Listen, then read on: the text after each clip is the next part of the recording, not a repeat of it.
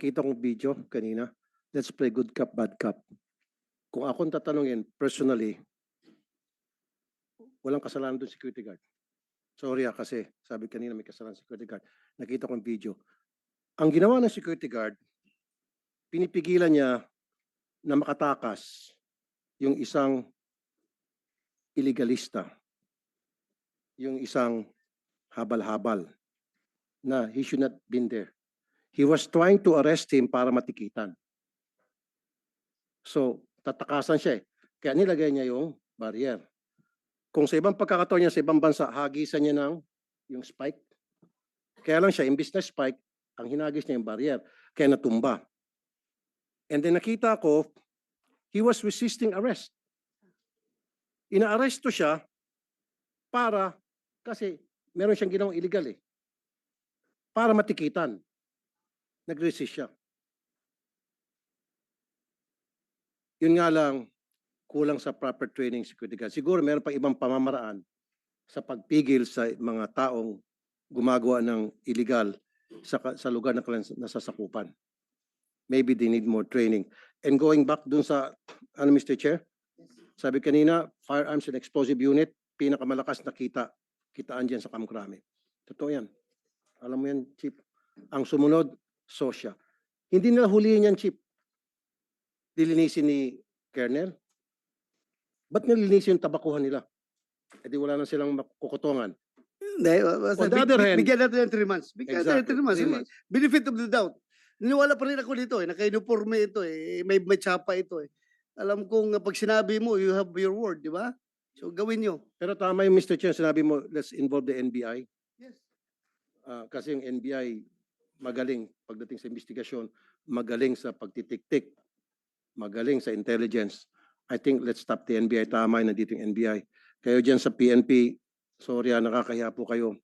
More than 2 decades na yung programa ko, every single day may mga security guard nagreklamo.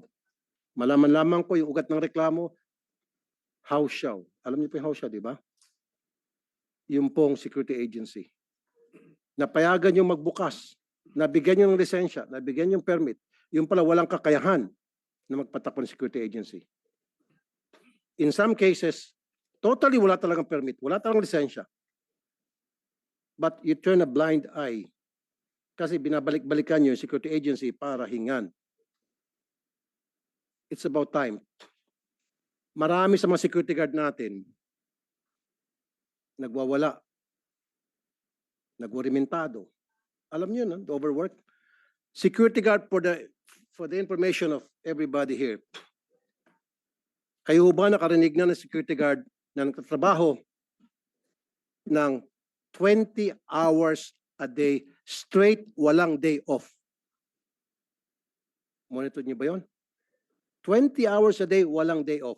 At ang bayad, below minimum. Sino hindi magorimentado? Pagod na pagod. Pag-uwi ng bahay, dadakdakan ni Mrs. Akala siguro ng babae o binulsa ng busa ng gupit ng sweldo. Kaya security guard, pagdating trabaho, nagwawala, nagorimentado. Marami na tayong mga security guard narinig na marel, ng bugbog. Mr. Chair, kung i-check natin lahat ng mga security guard ng abuso, malaking porsyento sa kanila, of course, I don't condone pang-abuso. Pero ang ugat ng pang-abuso na marami sa kanila because they're walang training and then they are stressed, overworked, and underpaid. Pero kung they are well trained, of course, siyempre pag well trained ka, dapat well paid. And then nabigyan sila ng tamang benepisyo, tamang oras trabaho. I think I'll say 99% of them hindi na mga abuso. Alam niyo yung Sosya, di ba? And you agree, Colonel Manuel Espejo? Let's do our job. Please.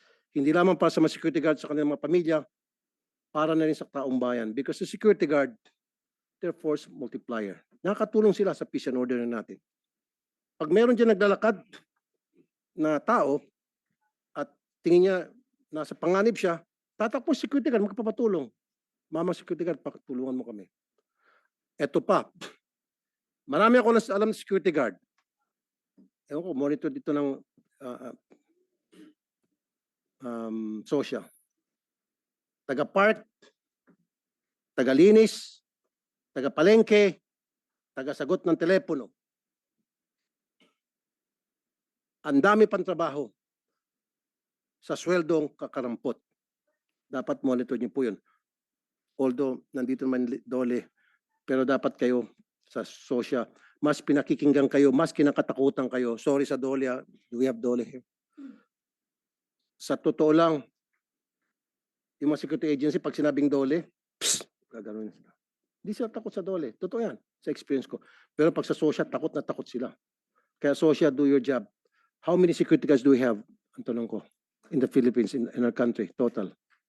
Is it 100,000, 200? 700? 700,000.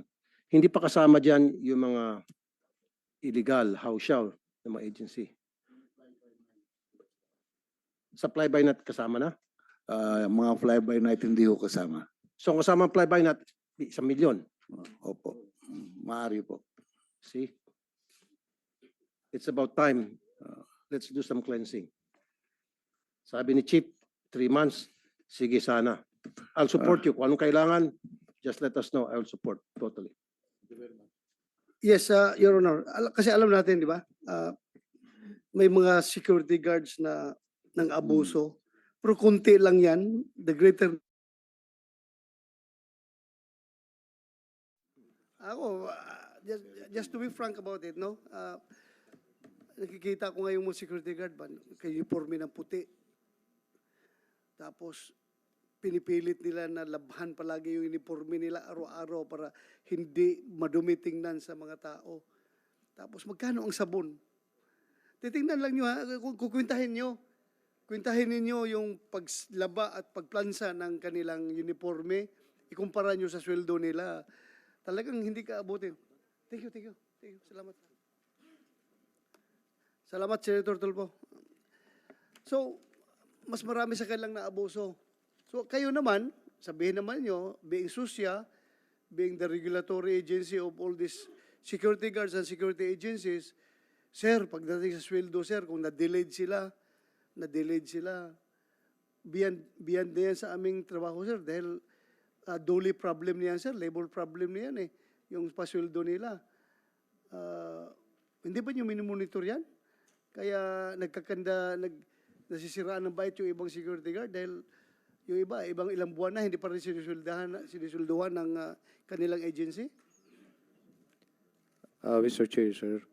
As to the other aspects, sir, Dolly matters nga po yun. But on the part of the complaints of the security guard, if they will be complaining to the Office of the Social Sale, we will take cognizance of the complaint if the agency failed to give them the right salary by the violations of this 11917, sir, but not to the aspect of the amount on how much. So yes, sir. labor problem yan. Yes, sir. Dole ang bahala dyan. Ito naman pagdating sa yung security guard who is doing jobs that are beyond his job description. Anong Yes, sir. job description as Under a security social guard? po, sir. The security guard is only, sir, there to perform security functions only, sir. Security function? Yes, sir. Aside from that, sir, other Alam mo, functions. it really breaks my heart every time papasok Yes, ako sir. sa McDonald's or Jollibee. Nakita ko yung security guard nagkagwardya.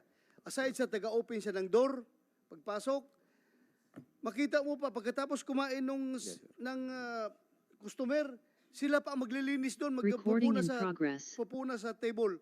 Sabi ko, Dong, hindi kayo naawa man ako sa'yo, naka-uniforme ka, tapos ginagawa mo yan. Bakit mo ginagawa yan? Sabi na, sir, kuha na lang ito. Kunting diskarte lang rin ito, sir, para mapalibre ako ng pagkain mamaya dyan sa, pag mamaya may mga dyan sa, alam mo na, sa establishmento na trabahoan, makalibre kami ng kain, sir. So, tulong-tulong lang ito. Sabi ko, alam mo ba, yung uniforme mo dyan ay hindi na masabi kong niyuyurakan mo sa ginagawa mo, pero parang bumababa ang tingin sa tao kapag nakita kang ganun ang ginagawa mo. Kaya, to be fair with your uniform, siguro, iwasan mo lang yan. Dumiskarte ka lang kung makahingi ka ng pagkain mamaya. Pero yung ganun, nagpupunas ka dyan, minsan nagmamap ka pa dyan, pangit, hindi maganda. So, yan ba, covered dyan sa supervisory power nyo? Yes, Your Honor, sir. In fact, sir, we reiterated and we issued memorandum circular in line with that, sir, that we reminded our PSAs and our PSPs that our security guard will only perform security functions, no more, no less. And we identified this, as you mentioned, sir, na bawal po sila sa maging parking attendants, maging errand boys, o maging tagapunas. If So, if it is, sige pa rin, nangyayari pa rin yan ngayon, kulang kayo sa follow-up. Follow-upin ninyo. Opo, sir. Yes, sir. Send kayo ng teams doon na nagbo-monitor at hindi naman manghuli, kundi spot check ba? Yes, Your Honor. Kasi sabi ng security guard, illegal pala itong pupunas ka ng table, bakit pa ako hulihin? Di ba? Administratively, you remind them that it is their administrative